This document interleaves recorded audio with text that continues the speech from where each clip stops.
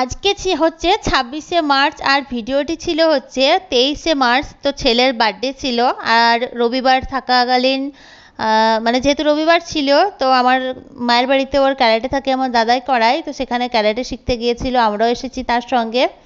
আর ওর জন্মদিন উপলক্ষে আমার বাবা মানে ঘরটাকে কত সুন্দর সাজিয়েছে বেলুন দিয়ে, আর সামনে ঢুকতেই গেটে কিছুটা বেলুন বেঁধে দিয়েছিল। এইভাবেই বার্থডে সেলিব্রেশন করা হলো ছেলের তো খুবই পছন্দ, খুব আনন্দ, কারণ চাইছিল যে বেলুন দিয়ে একটুখানি সাজানো হোক। তো আমরা পরে কেক কাটিং করব, আগে ও খেলাটা করে আসুক। তো খেলা শেষে ও সবাইকে চকলেট দিচ্ছিল এখানটায়। তো চকলেট দেওয়া আজকে আমার দাদা কিন্তু বাড়িতে নেই, দাদা আর বড় ভাইপো ওরা খেলার সোর্সে গিয়েছে শিলিগুড়ি। তো এখানে ওরাই ক্যারাটে করছিল। তো আজকে তো রোজা, তো তার জন্য ইফতারটা মায়ের বাড়িতে করে নেব, তারপরে কেক কাটিং হবে। আগে ইফতার করে নিই। এখানে তরমুজ, শসা, কলা, জিলেপি, ঝালবড়া, বেগনি, মিষ্টি, দই, বাদাম অনেক কিছুই ছিল।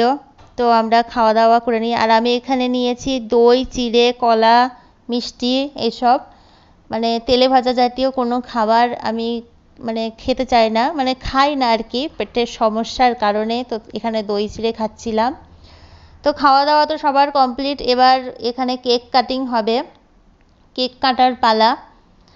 তো ছেলে বসে পড়েছে আর ছেলে খুব আনন্দ করছে, এখানে ছোট ভাইপো খুব আনন্দ করছে। এদিকে আমার দাদারা বাড়িতে কদিন না থাকায় খুব মনটা আপসেট হয়ে গিয়েছিল। তো বার্থডে সেলিব্রেশন করাতে ওর মনটাও একটু ভালো হয়ে গেল।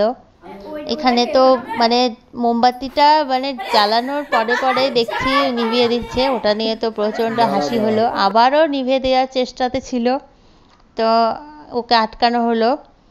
এবার ও কিনেছিল ওই যে ফাটাই ওইগুলো, জানি না ওর নামটা কি, জোর করে নিয়ে এসেছিল, আমি একদম কিনতে চাইনি আর আমি কোনোদিনও এটা ফাটাইনি। আর ওর মধ্যে যে কি থাকে সেটাও আমি জানি না। হ্যাঁ, মোবাইলে দেখেছি, কিন্তু এত যে ছোট ছোট পলিথিন কুচোনো ভরা থাকে ওর মধ্যে, সেটা কিন্তু আমার আইডিয়াই ছিল না। আমি ভেবেছিলাম বড় বড় কাগজ হয়তো থাকবে। তারপর আমার অজান্তেই কত বড় কাণ্ডটা ঘটে গেল দেখো।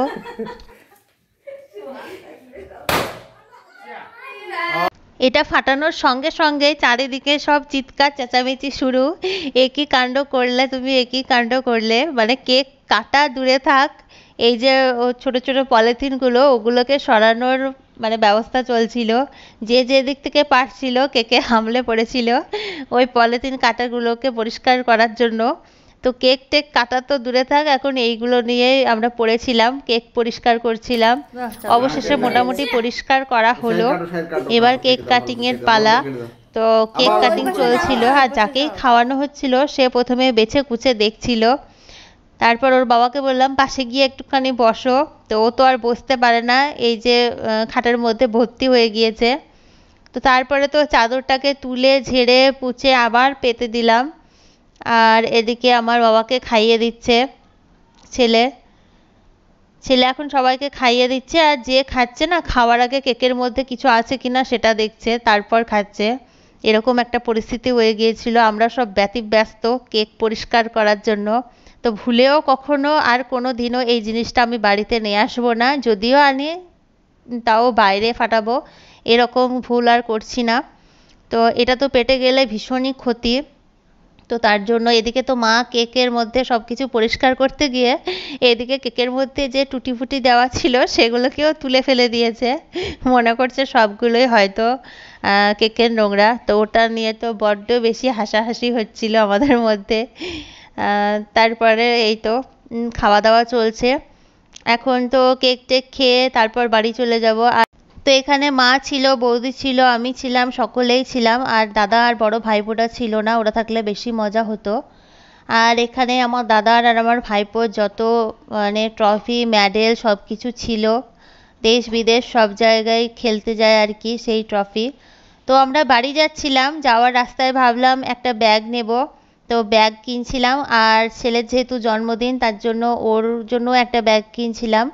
আর স্কুল ব্যাগটাও একটু নষ্ট হয়ে গিয়েছিল, কিনতে এলাম। আমাদের বাড়ির এখানে একটা হাসিনা ব্যাগ সেন্টার বলে বড় শোরুম আছে ব্যাগের, এখানে খুব সুন্দর সুন্দর ব্যাগের কালেকশন পাওয়া যায়, আমি এখান থেকে ব্যাগ নিয়ে থাকি। আর এই যে ছোট্ট ব্যাগটা আমি এখানেই নিয়েছি। তো আজকের ভিডিওটি কেমন লেগেছে অবশ্যই কমেন্ট বক্সে জানিও। আজকের মতো এখানেই বিদায় নিলাম। ধন্যবাদ।